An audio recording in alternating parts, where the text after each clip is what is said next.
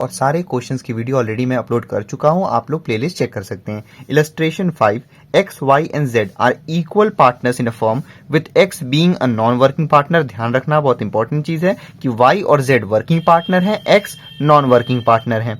ठीक है, book profit के समय तो सब ठीक रहता है, लेकिन टोटल इनकम के समय, एलोकेशन ऑफ इनकम के समय कुछ चीजें इसमें चेंज हो जाती है। The profit and loss account for the year ended 31 March 2022 is as under. सबसे पहले तो आप इसको इंपॉर्टेंट मार्क कर लो, थोड़ा ये अच्छा क्वेश्चन है। ठीक है, अब इसमें देख लेते हैं इसमें पूछा क्या है जरा से।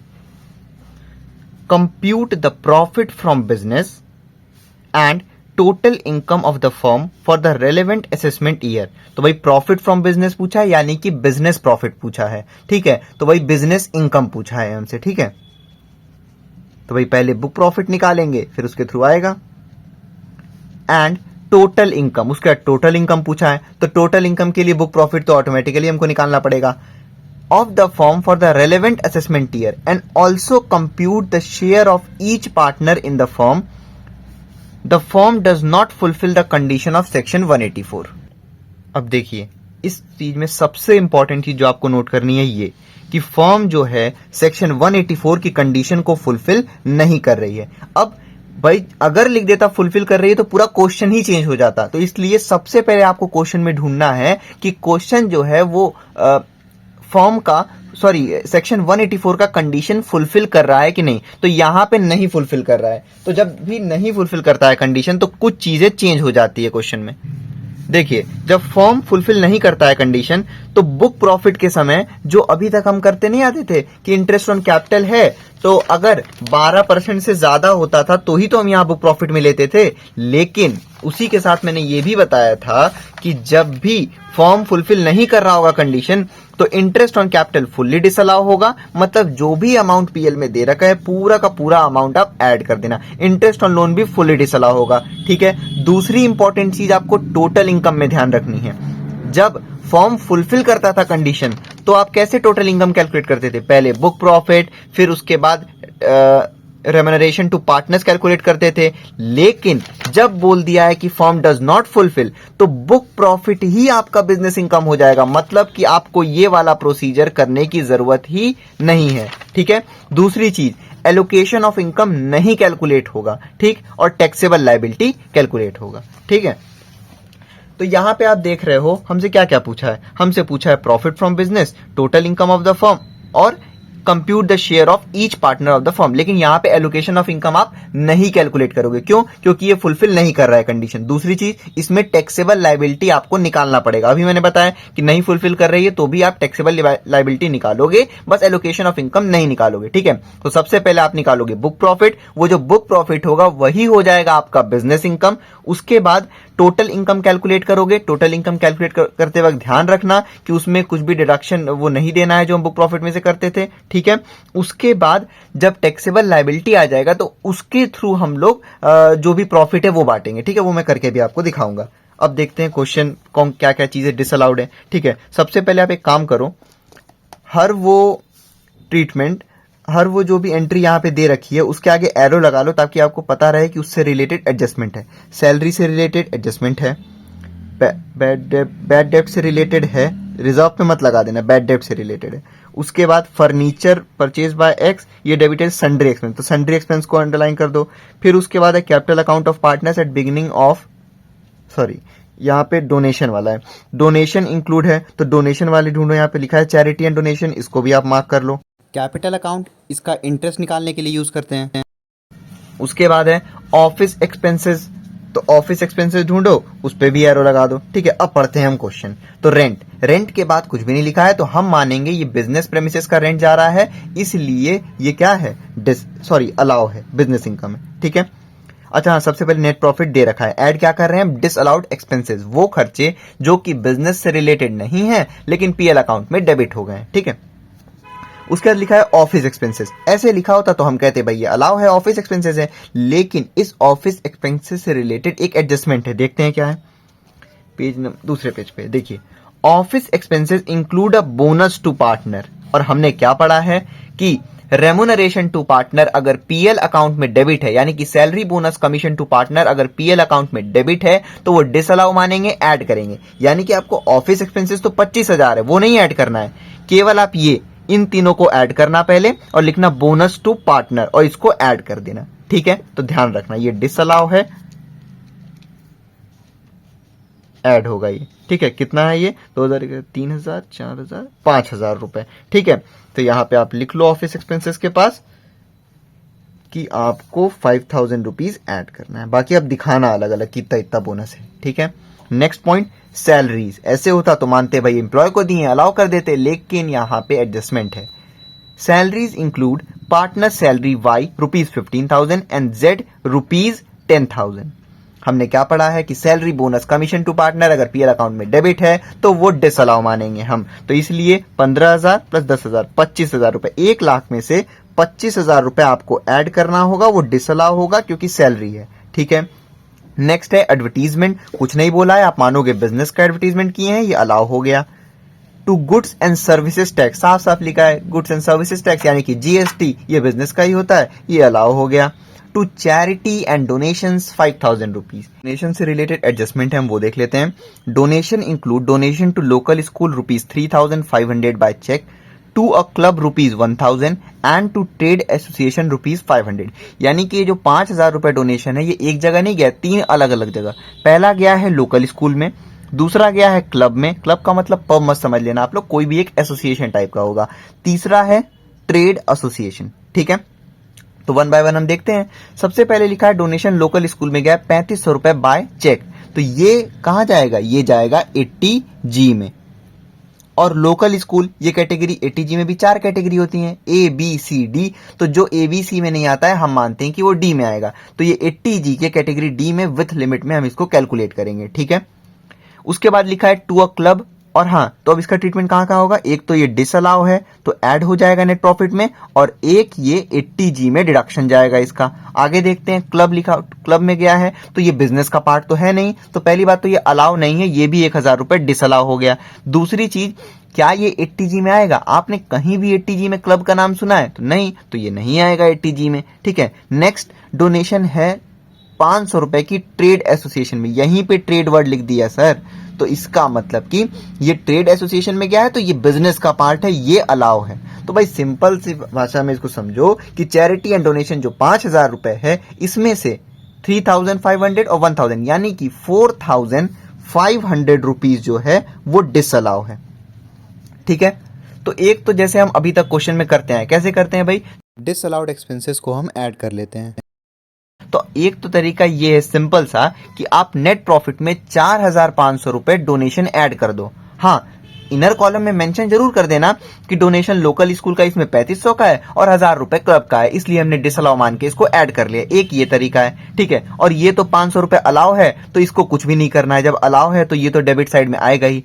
दूसरा तरीका जैसे आपकी बुक में किया है, या तो आप ये वाला पूरा अमाउंट 5,000 ऐड कर लो और ये क्या कहते हैं, ये जो 500 रुपए वाला है अलाउ वाला ये लेस कर दो, तो भी क्या आएगा, तो भी वही बात पड़ जाएगी, तो भी डिसअलाउ वाला अमाउंट आ जाएगा। ठीक है, तो हम लोग ऐसे करेंगे, सीधे सीधे जो डिसअलाउ वाला है उसको ऐड कर देंगे। ठीक है, उसके बाद लिखा है बैड डेब्ट रिजर्व। हमने पढ़ा है कोई भी रिजर्व प्रोविजन जो होता है वो डिसअलाउ होता है, उसको ऐड करते हैं। उसके बाद लिखा हुआ है बैड डेब्ट, ऐसे लिखा होता तो हम इसको अलाउ मानते, लेकिन यहां पे बैड डेब्ट से रिलेटेड एडजस्टमेंट है। लिखा हुआ है बैड डेब्ट एडमिजिबल बाय डिपार्टमेंट ₹12,500। एडमिजिबल से मतलब है यहां पे कि अलाउड, यानी कि बैड डेब्ट अलाउ कितना था 12,500 रुपए, लेकिन बैड डेब्ट यहां लिख कितना दिया है 15,000। ध्यान रखना इसका रिजर्व से कोई भी लेना देना नहीं है। ठीक है, तो बैड डेब्ट यहां लिख कितना दिया है 15,000 रुपए, तो भाई ज्यादा लिखा है ना, तो इसका मतलब कितना ज्यादा लिखा है 15,000 माइनस 12,500, 2,500 रुपए ज्यादा लिख दिया है। तो जो 2,500 रुपए अमाउंट है ना,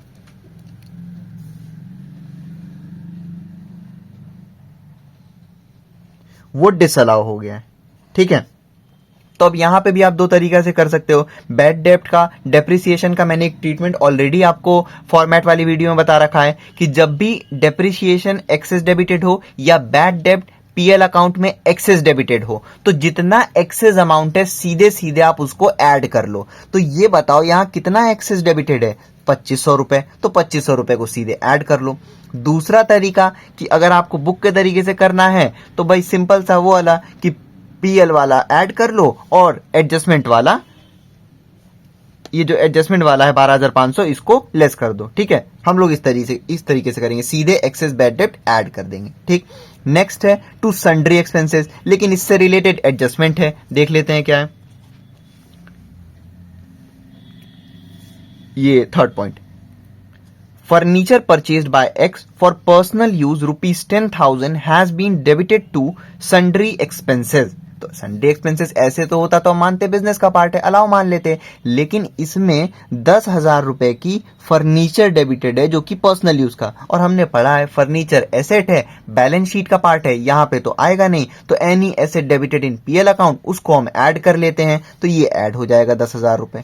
ठीक है, आगे to depreciation allowed by the department, तो ये कितना है 25,000 रुपए, यानी कि अलाउड लिख दिया तो इसमें तो भाई कोई शक करने वाली बात ही नहीं, जब अलाउ लिख दिया तो ये अलाउ ही है, और ये 25,000 रुपए पूरा डेप्रिसिएशन यहाँ पे मानेंगे। ठीक है, जब और यहाँ पे डेप्रिसिएशन लिख दिया इसीलिए हम मानेंगे कि जैसे ये जो फर्नीचर यहाँ पे 10,000 रुपए है, तो ये फर्नीचर का भी डेप्रिसिएशन इसमें आ गया होगा, और कोई भी एसेट है तो उसका भी डेप्रिसिएशन यहाँ पे आ गया। ठीक है, इसीलिए इसमें अलग से डेप्रिसिएशन नहीं करने की कुछ भी जरूरत है। ठीक है, आपके नोट्स में भी यहाँ पे इसीलिए लिख रखा है कि since depreciation charge in PL account is also allowed by department, no adjustment has been done on account of depreciation. जब अलाउ बोल ही दिया है तो उसमें और कुछ करने की जरूरत ही नहीं है आपको। उसके बाद लिखा है इंटरेस्ट ऑन कैपिटल XYZ। भाई ध्यान से सुनना, बहुत इंपॉर्टेंट पॉइंट।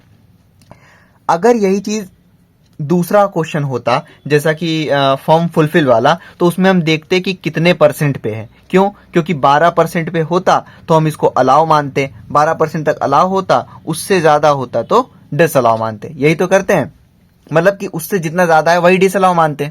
देखिए क्वेश्चन नंबर 13 में आपके पास ऐसा क्वेश्चन आया था कि कैपिटल अलग दिया हुआ था, इंटरेस्ट अलग दिया हुआ था, और यहाँ पे फॉर्म फुलफिल कर रही थी कंडीशन। ठीक है, वही चीज आप इलस्ट्रेशन 5 में भी देख रहे हो कि इंटरेस्ट ऑन कैपिटल अलग दिया हुआ है और कैपिटल अलग दिया हुआ है। अब यहीं पे अगर ये फॉर्म फुलफिल वाली कंडीशन होती तो हम क्या करते, इस कैपिटल की मदद से हम चेक करते कि भाई ये कहीं 12% तक नहीं है। अगर 12% होता तो अलाउ करना पड़ता, लेकिन यहां आपको चेक करने की कोई जरूरत नहीं है कि ये कितना परसेंट है। क्यों? क्योंकि ये फॉर्म फुलफिल ही नहीं कर रही है कंडीशन 184 की। तो जब भी फॉर्म फुलफिल नहीं करती है कंडीशन सेक्शन 184 की, तो उस कंडीशन में interest on capital, interest on known fully disallow होता है, ध्यान रखना। ठीक है, इसीलिए फिर से बता दे रहा हूं कि यहां देख लो आप लोग क्वेश्चन नंबर 15 जो कि ऑलरेडी मैं 13 ऑलरेडी मैं करा चुका हूं। यहाँ कैपिटल था 1 लाख, इंटरेस्ट था, मैंने कैलकुलेट करना भी बता रखा है कि कैपिटल और इंटरेस्ट दे रखा है, तो आपको कितना परसेंट है वो कैसे निकालोगे। तो यहाँ पे फॉर्म फुलफिल कर रहा था, आपने निकाल दिया। यहाँ जब फॉर्म फुलफिल ही नहीं कर रहा है, हमको इसका काम ही नहीं है परसेंटेज का, तो हम क्यों निकालें। Interest on capital fully disallow, तो ये जो है तीनों ऐड करना इनर कॉलम में और आउटर कॉलम में अमाउंट लिख देना। ठीक है, to commission, salary, bonus, commission to partner fully disallow होता है, ऐड करते हैं इसको। ठीक है, उसके बाद लिखा है नेट प्रॉफिट, तो नेट प्रॉफिट तो भाई सबसे पहले यही तो लेंगे हम। उसके बाद है ग्रॉस प्रॉफिट, इसका कोई ट्रीटमेंट नहीं होना है। उसके बाद टू बाय डिस्काउंट, तो इसको मानेंगे बिजनेस का है तो अलाउ कर देंगे। उसके बाद बाय बैड डेप्ट रिकवर्ड, भाई बैड डेप्ट का मतलब क्या होता है। बैड डेप्ट का मतलब होता है वो डेप्ट जो कि कहीं भी बिजनेस वाले दिए हो अपना, और अब इनको उम्मीद है कि यार अब वो मिलेगा नहीं, अब सारी उम्मीद ही खत्म हो चुकी कि यार अब वो पैसा मिलेगा ही नहीं। ठीक है, तो उसको बैड डेप्ट लिख देते हैं। लेकिन वहीं पे क्या हुआ कि इनको 2,000 रुपए रिकवर हो गया, तो हम ऐसा मानेंगे कि ये इनके बिजनेस में बैड डेप्ट हुआ था, तो 2,000 रुपए जिसकी उम्मीद ही नहीं थी कि बैड डेट कहीं मिलेगा, तो उसमें से 2,000 रुपए रिकवर हो गया, तो ये अलाउ हो गया। बिजनेस का पैसा जहां रुका हुआ था 2,000 रुपए वो बैड डेट रिकवर हो गया। ठीक है, आगे बाय बैंक इंटरेस्ट, साफ साफ आपको पता है ये इनकम फ्रॉम अदर सोर्सेस का पार्ट है। तो हमने क्या पढ़ा है, लेस क्या करते हैं हम, डिसअलाउड इनकम, वो इनकम जो कि बिजनेस से रिलेटेड नहीं है फिर भी पीएल अकाउंट में क्रेडिट है। तो ये बिजनेस से रिलेटेड नहीं है, तो इसको एक तो आप ऐड कर लोगे डिसअलाउ मान के। ठीक है, दूसरी चीज, इसका दूसरा ट्रीटमेंट कहां होगा, एक ट्रीटमेंट हो गया पीएल में और एक ट्रीटमेंट होगा टोटल इनकम में। ठीक है, एक टोटल इनकम में और एक पीएल में। ठीक है, बाकी हमने सारे एडजस्टमेंट देख लिए, सैलरी वाला देख लिया, बैड डेट देख लिया, फर्नीचर वाला देख लिया, डोनेशन हो गया, उसके बाद कैपिटल अकाउंट का भी मैंने समझा दिया क्या यूज होता है क्या नहीं होता है। फिर उसके बाद ऑफिस एक्सपेंसेस, ये भी आप देख चुके हो। आपको profit from business, total income calculate करना है और शेयर कैलकुलेट करना है। तो जैसा कि हमने पढ़ा है कि फर्म फुलफिल नहीं कर रही है कंडीशन, तो इसमें एलोकेशन ऑफ इनकम निकालने की जरूरत नहीं है, एक अलग तरीके से बस निकाल देंगे हम शेयर। ठीक है, तो इसमें सबसे पहले हम निकालेंगे बुक प्रॉफिट, वही हो जाएगा हमारा बिजनेस इनकम। फिर उसके बाद उसकी मदद से हम निकाल देंगे टोटल इनकम और फिर टैक्सेबल लायबिलिटी। ठीक है, क्वेश्चन देखते हैं 5 का। सबसे पहले भाई इसमें क्या कैलकुलेट करते हैं, बुक प्रॉफिट। और जैसा कि आपको पता है ये सेक्शन क्वेश्चन में लिखा है कि ये क्वेश्चन जो है 184 की कंडीशन नहीं फुलफिल कर रही है, इसीलिए जो हम ये बुक प्रॉफिट निकालेंगे ना वही हो जाएगा हमारा बिजनेस इनकम। तो ध्यान रखना भाई कि जिस क्वेश्चन में भी ना फुलफिल करे उस क्वेश्चन में कुछ चीजें चेंज हो जाती है। फॉर्मेट में देख लेना, मैंने अच्छे से समझा रखा है। ठीक है, सबसे पहले क्या लेते हैं भाई, वही सिंपल नेट प्रॉफिट या नेट लॉस जो भी है वो ले लो आप। यहाँ पे आउटर कॉलम में अमाउंट लिख दो, 25,000 रुपीज है। ठीक है, ऐड क्या करते हैं हम, ऐड करते हैं हम डिसअलाउड एक्सपेंसेस, वो खर्चे जो कि बिजनेस से रिलेटेड नहीं है लेकिन पीएल अकाउंट में डेबिट हो गए हैं। पहले लिखा हुआ है रेंट, कुछ नहीं मेंशन है, मानेंगे बिजनेस प्रेमिसेस का रेंट गया है, अलाउ। सेकंड में ऑफिस एक्सपेंसेस, ऐसे लिखा होता अलाउ मानते। ऑफिस एक्सपेंसेस से रिलेटेड एडजस्टमेंट में बताया गया है कि ऑफिस के खर्चों में 5,000 रुपए बोनस इंक्लूड है, और हमने पढ़ा है salary bonus commission to partner fully disallow. तो आप लिखोगे बोनस टू पार्टनर डिसअलाउ होगा XYZ। अमाउंट कितना कितना है, 1,000 रुपीज, 2,500 रुपीज, फिर उसके बाद 1,500 रुपीज। ये कितना आ जाएगा, इन तीनों को ऐड करोगे आप तो 5,000 रुपीज। अभी आप इनर कॉलम में लिखते चलो। नेक्स्ट है सैलरीज, ऐसे होता मानते हैं एम्प्लॉय को गया इसलिए अलाउ, लेकिन इससे रिलेटेड एडजस्टमेंट में हमको पता चला कि अपने पार्टनर जो ये Y और Z है उनको भी सैलरी गया है, तो salary commission bonus to partner fully disallow. तो आप यहां लिखो सैलरी टू पार्टनर्स कितना कितना है, Y को 15,000, Z को 10,000। तो Y को 15,000 रुपीज और Z को 10,000 रुपीज। ठीक है, दोनों को ऐड करो, अमाउंट आ गया 25,000 रुपीज। उसके बाद है एडवर्टीजमेंट, बिजनेस का एडवर्टीजमेंट हो सकता है, अलाउ है ये।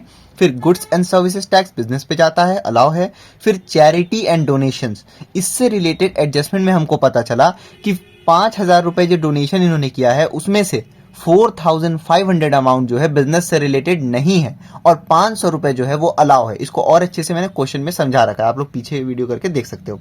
ठीक है, तो भाई एक तो वो तरीका कि पूरा यहाँ पे डोनेशन ऐड कर दो और जितना अलाउ है इसमें से वो लेस कर दो। ठीक है, या फिर सीधे सीधे जो डिस अलाउ वाला है केवल वही ले लो यहाँ पे। तो आप लिखो यहाँ पे चैरिटी एंड डोनेशन। तो एक तो लोकल स्कूल में जो गया है donation to local school, amount कितना है 3,500, 3,500 रुपीज। उसके बाद है आपका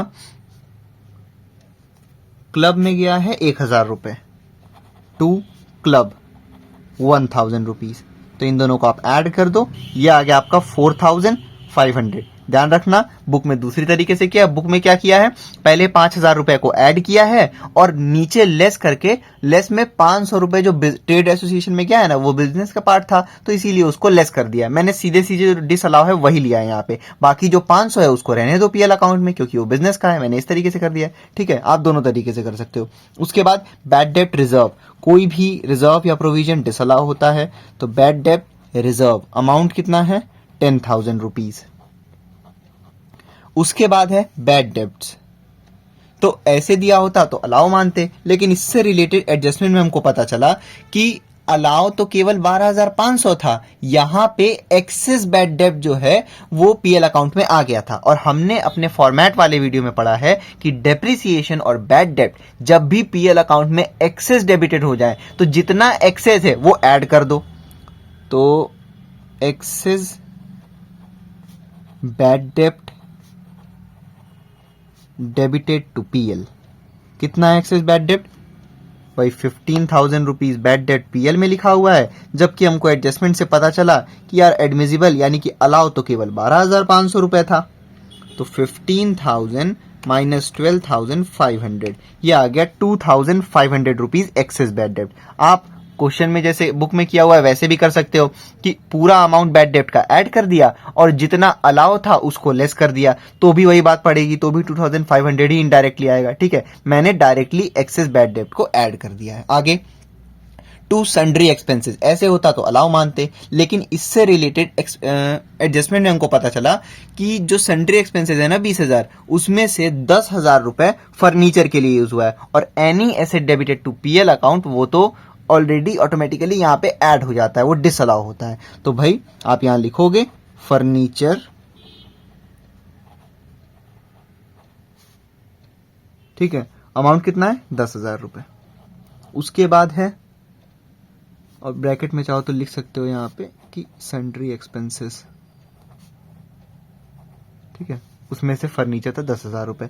उसके बाद है आपका depreciation allowed by department, already लिखा हुआ है अलाउ, यानी कि जितना अलाउ था, जितना एडमिजिबल था उतना ही पीएल अकाउंट में डेबिट है, तो उसको आपको कोई ट्रीटमेंट नहीं करना है, अलाउ है रहने दो उसको पीएल अकाउंट में। उसके बाद इंटरेस्ट ऑन कैपिटल, तो इसको भी मैंने अभी अच्छे से समझाया क्वेश्चन में, भाई इंटरेस्ट ऑन कैपिटल और वहीं पे एडजस्टमेंट में लिखा हुआ है कैपिटल अकाउंट। तो जैसा कि हमने क्वेश्चन नंबर 13 में किया था कि कैपिटल अकाउंट और इंटरेस्ट दे रखा है, तो हमने दोनों को कंपेयर करके पहले इंटरेस्ट पता किया, फिर पता किया अरे भाई ये 12% तक है कि नहीं। लेकिन यहां इतनी मेहनत करना ही मत, क्यों? क्योंकि क्वेश्चन में बोला है कि firm does not fulfil the condition of section 184, और जब भी फर्म फुलफिल नहीं करता है कंडीशन तो इंटरेस्ट ऑन कैपिटल जो होता है वो फुल्ली डिसअलाउ होता है, इररेस्पेक्टिव ऑफ द फैक्ट कि कितना परसेंट वहां पे है कितना परसेंट नहीं है। ठीक है, इसीलिए आपको ये सब याद करके रखना होगा, रूल जो थोड़े बहुत मैंने फॉर्मेट में समझा रखे हैं वो एक बार देख लो, तब आप सारा क्वेश्चन कर पाओगे कि कब फॉर्म फुलफिल कर रहा है, नहीं फुलफिल कर रहा है, बुक प्रॉफिट क्या होता है, ये सब चीज देख लो।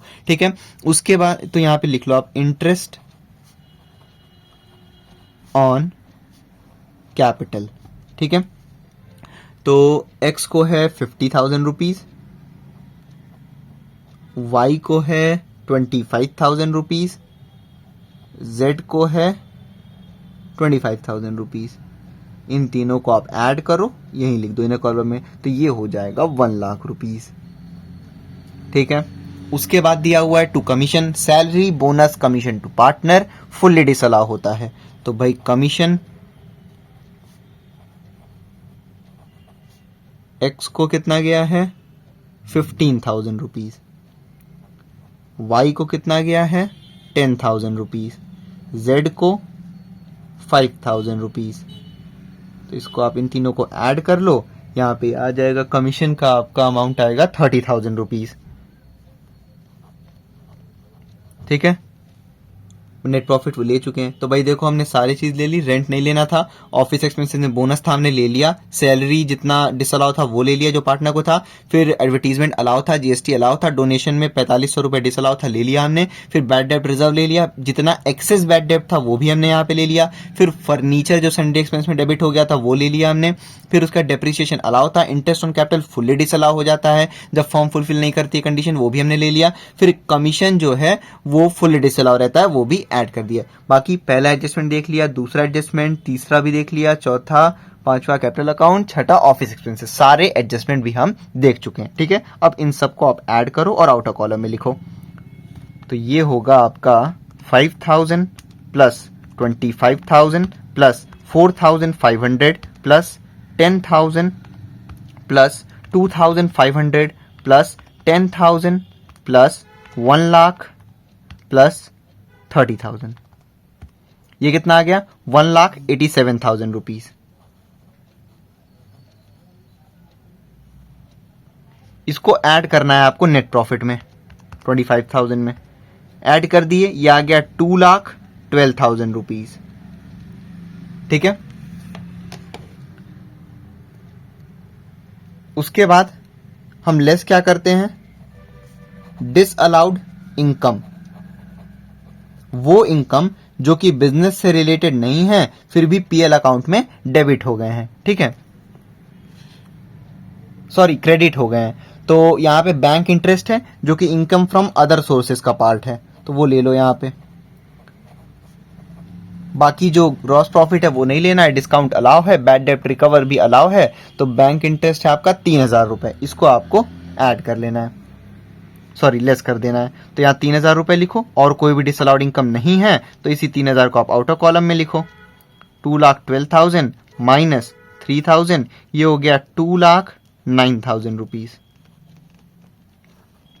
ठीक है, ये क्या है, बिजनेस इनकम, सॉरी ये आया है बुक प्रॉफिट। लेकिन हमने पढ़ा है जब फर्म फुलफिल नहीं करती है कंडीशन सेक्शन 184 की, तो बुक प्रॉफिट ही क्या हो जाता है, बिजनेस इनकम। ठीक है, और आप देख रहे होगे बुक में ये वाला अमाउंट डिफरेंट होगा, क्यों, क्योंकि जैसे मैंने यहाँ पे एक्सेस बैड डेब्ट सीधे ले लिया है, मैंने डोनेशन सिर्फ डिसअलाउ वाला ले लिया है। इन लोग ने क्या किया है, पहले डोनेशन वाला अमाउंट ऐड किया है, फिर अलाउ वाला लेस किया है, बैड डेब्ट वाला पूरा अमाउंट ऐड किया और अलाउ वाला लेस किया, मैंने सीधे कर दिया है। ठीक है, आंसर देख लो आप, बिजनेस इनकम का सेम ही आया है दोनों का। ठीक है, अब क्या करेंगे हम, कंप्यूटेशन ऑफ टोटल इनकम, जो भी असेसमेंट ईयर है वो ले लो यहां पे आप। ठीक है, तो भाई सबसे पहले हम क्या लेते हैं, बुक प्रॉफिट लेते थे, फिर उसमें से लीस्ट ऑफ देम करके रेम्युनरेशन टू पार्टनर को लेस करते थे। लेकिन यहां पे फॉर्म फुलफिल नहीं कर रहा है कंडीशन, जब भी फॉर्म फुलफिल नहीं करता है 184 का कंडीशन, तो जो बुक प्रॉफिट है वही क्या हो जाता है, बिजनेस इनकम। तो ध्यान रखना, ये सारा रूल नहीं याद करोगे आप तो भूल जाओगे। बहुत सिंपल सिंपल से रूल है, मैंने फॉर्मेट में समझा दिया है, आप देख लो इसको। तो जब फॉर्म फुलफिल नहीं करता है तो बुक प्रॉफिट ही बिजनेस इनकम हो जाता है। इसका मतलब कि वो सारी चीजें जो हम ऐसे करके करते थे कि बुक प्रॉफिट फिर लीस्ट ऑफ देम, ये सब करने की जरूरत नहीं, यही हो गया क्या, बिजनेस इनकम, जब भी फॉर्म फुलफिल ना करे कंडीशन। तो भाई अमाउंट कितना है, 2,09,000 रुपीज। ठीक है, फिर बिजनेस इनकम के बाद हम क्या करते थे, हम लिखते थे ऐड अदर इनकम। जो भी हेड का इनकम क्वेश्चन में दे रखा है बिजनेस को छोड़ के, वो सब हम ऐड करते थे। ना हाउस प्रॉपर्टी है, ना कैपिटल गेन है, सीधे क्या है, इनकम फ्रॉम अदर सोर्सेस का पार्ट। तो income from other sources, amount क्या चीज दिया हुआ है उसमें, बैंक इंटरेस्ट। अमाउंट कितना है, 3,000 रुपीज। ऐड कर दो बिजनेस इनकम में, ये क्या आ गया, 2,12,000 रुपीज। तो जब बिजनेस इनकम में हम अदर इनकम ऐड करते हैं तो ये आता है ग्रॉस टोटल इनकम। उसके बाद इसमें से हम लेस करते हैं deductions under section 80C to 80U, कोई भी डिडक्शन अगर दे रखा है तो यहां कौन सा है, केवल डिडक्शंस अंडर सेक्शन 80G दे रखा है। 80G की भी मैंने अलग से वीडियो बना रखी है, आप सर्च कर सकते हो। ठीक है, 80G बीकॉम विद मेरा नाज करके सर्च करोगे तो आ जाएगा, आप लोग देख लो तो इजी हो जाएगा आप लोग के लिए। उसके बाद यहां पे किसको लेना है हमको, डोनेशन। तो भाई 3 जगह डोनेशन गया था, लोकल स्कूल, क्लब और ट्रेड एसोसिएशन। ट्रेड एसोसिएशन वाले की तो बात ही छोड़ दो, वो तो अलाउ हो गया। क्लब वाला डिसअलाउ था, लेकिन वो 80G में नहीं जाता है, केवल जो डोनेशन टू लोकल स्कूल है। ठीक है, तो इसको हमको कैलकुलेट करना पड़ेगा, जो कि हम चार्ट के थ्रू एक करते हैं कैलकुलेट। तो भाई 80G को बहुत सिंपल तरीके से हम करते हैं। 80G को 2 पार्ट में बांटते हैं, एक हो गया आपका नो लिमिट, एक हो गया आपका विथ लिमिट। फिर इन दोनों को भी हम 2 अलग अलग पार्ट में डिवाइड करते हैं, एक हो गया 100%, एक हो गया 50%। नो लिमिट का 100, नो लिमिट का 50। फिर उसके बाद विथ लिमिट का 100% और विथ लिमिट का 50%। ठीक है, ये हो गया category A, category B, category C और कैटेगरी डी।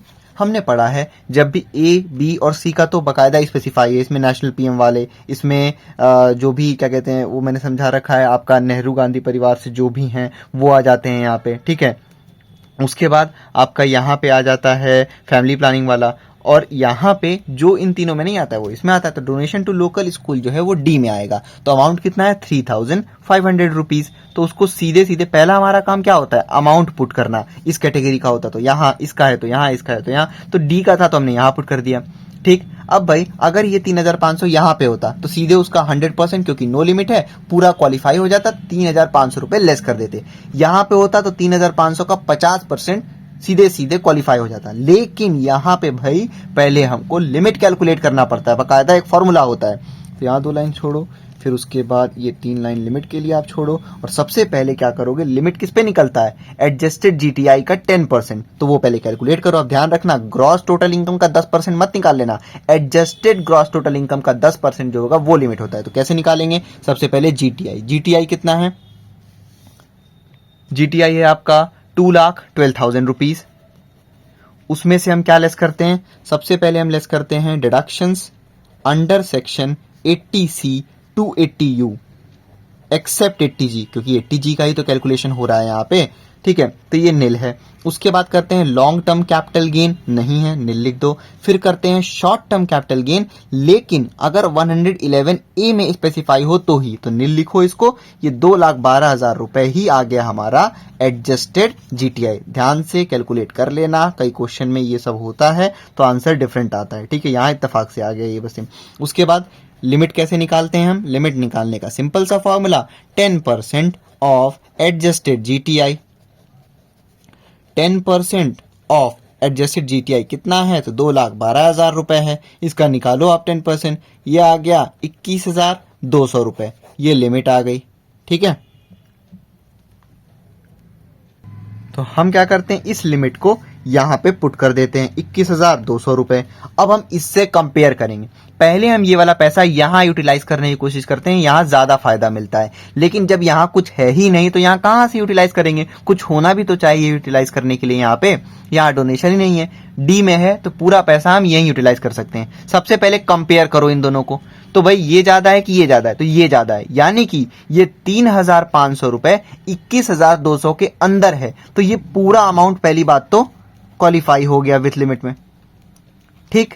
अब उसके बाद ये कैटेगरी कौन सी है, तो 50%, तो इसका 50% निकाल दो, ठीक है। ये भी ध्यान रखना, यहां पे मैंने डायरेक्टली इसका 50% नहीं निकाल दिया है। अब यही चीज यहां पे ऐसा होता कि ये जो अमाउंट आपको दिख रहा है ये 21,200 से ज्यादा होता। सपोज करो यहां पे 25,000 रुपए होता, तो भी क्या आप 25,000 का 50% देते, नहीं, तो फिर लिमिट में कितना बचा था, केवल 21,200, तो 21,200 का 50% लेते।